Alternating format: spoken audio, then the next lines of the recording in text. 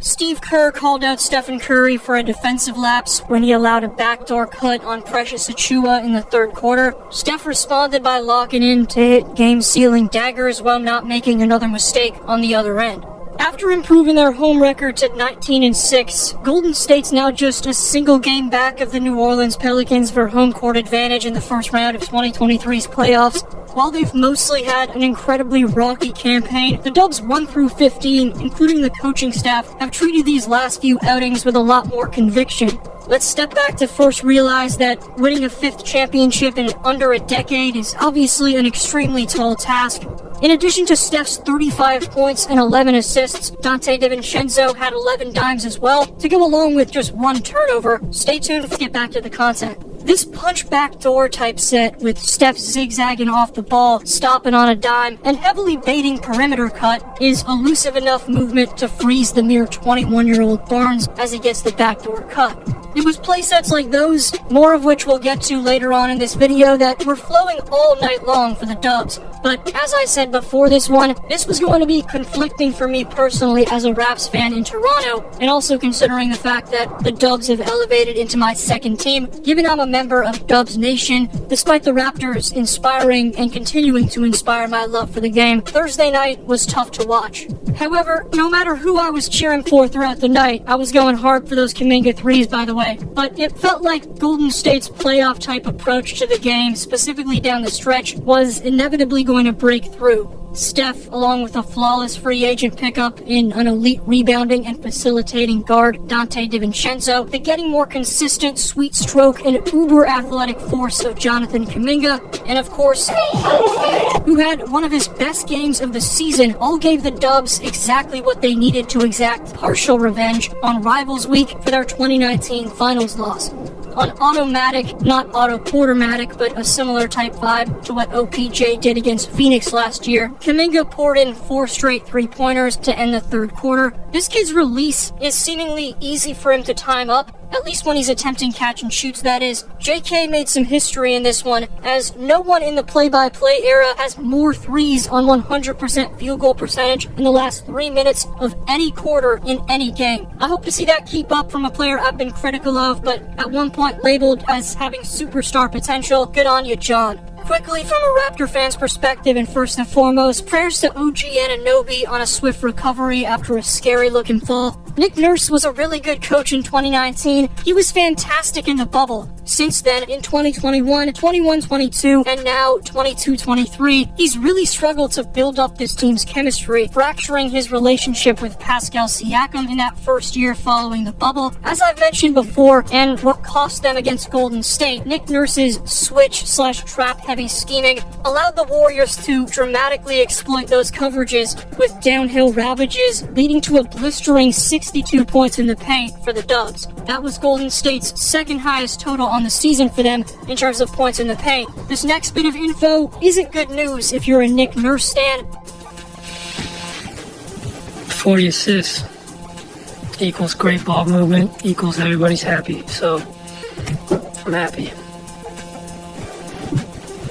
My Raps have been taking L's badly since the bubble, albeit after a decent year last season, but in terms of W's, I don't usually look back at my own, but I'm gonna keep stating how right I was about the pickup of Donte DiVincenzo this past offseason. As I'll say again, like we looked at in countless videos last summer, this man's providing a massive impact in all areas, which perfectly complements/fits in with what this Warriors system is all about. That being playing with tempo and obviously letting fly of as many triples as possible, whether off the dribble, in transition, or typical spot-ups after getting pristine high-low swing motion with exceptional off-ball movement to top it off. DiVincenzo played all 12 minutes in the fourth against both Memphis and Toronto, being a combined plus 16 in these last 2 games against pretty solid opponents. Draymond Green's finishing at the bucket has been elite this year. He's been shocking with his shot from distance, but maybe his most mysterious bit of impact, aside from nearly smushing Deuce Tatum, of course, in a video that became the most viewed vid on all of social media, came with firstly this Bluetooth pass, but also this optical illusion where he simultaneously whips a shoe and a kick-out pass to Klay. I digress though, and aside from all the beautiful early offense they were manufacturing after relentlessly pushing the pace in transition, the most most crucially executed play of the night came out of a nastily innovative half-court set, where after DiVincenzo takes it up, the Warriors run Horn Chicago, which has since gone from a pass from the point guard to the big man in their 2019 playbook into a now guard-to-guard pass,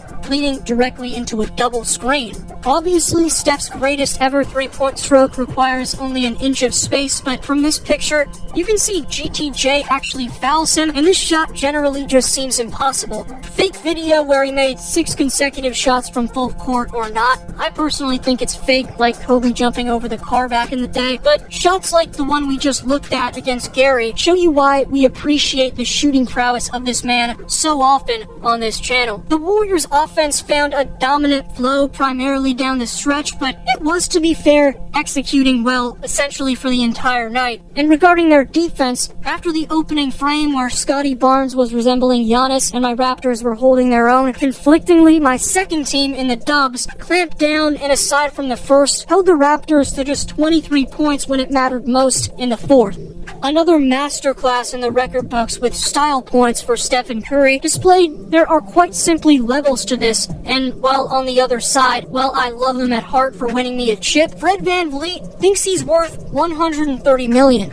You're not that guy, pal. Trust me. You're not that guy. Fact of the matter is, though, if the Raptors agree to those terms, here's why they've become a poorly managed organization in that case. VanVleet's 39.4% field goal percentage is an NBA fourth worst, just ahead of Detroit's Killian Hayes. It's facts like that one which make me not want to show up for Raptor games, which I haven't in a month and a half. Nevertheless, the Raps aren't doing anything, and the chemistry in their front office between Masai and Bobby Webster has been off since the Bay Area Finals matchup, as of course Kawhi went home, and other than an amazing pickup in Gary Trent Jr., to be fair, nothing other than that has happened for this Raps front office since then, which is why I'm ready to fully lock in on being the best member of Dubs Nation I can possibly be. Golden State's will to win is looking a tad bit better, and if they keep feeding it to Steph whenever he wants, they'll be in for what I'm right here on the record predicting will be a historic second half of the season, if the vibes can maintain themselves, that is. What's intrigued you the most over the last 2 games versus Memphis and Toronto? Get on the Community Speaks board and compete for merch with your competitive take down below. Today's commenter shoutout goes to Chow Nervisar, who says regarding Joel's all-star starter status, quote, "They mad, they can't guard him, can't convince me otherwise. How is the guy who's number 2 in MVP voting, leading the league in scoring, and second in the East, not a starter? Some of y'all look really goofy." Chow, I couldn't agree with you more, bud, as we looked at last video. Thanks for competing in Community Speaks. Thanks for watching.